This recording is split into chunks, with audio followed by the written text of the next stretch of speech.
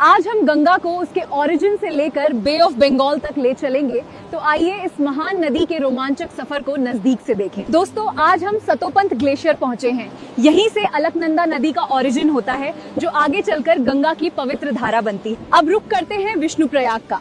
यहाँ अलकनंदा और धौली गंगा का संगम होता है, जिसे पंच प्रयाग की श्रृंखला में पहला स्थान मिला। नंदा प्रयाग की इन ठंडी लहरों को देखो।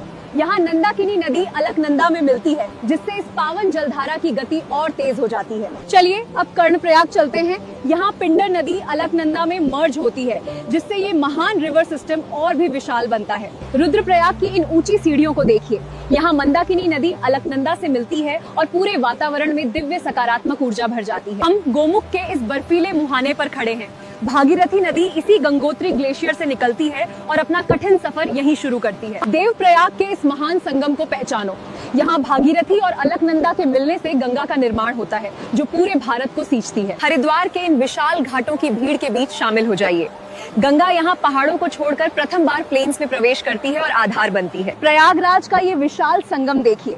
यहाँ यमुना नदी गंगा में मिलती है, जो इस पूरे बेसिन की सबसे बड़ी ट्रिब्यूटरी मानी जाती है। गौर से देखिए फरक्का बराज के विशाल फाटकों को।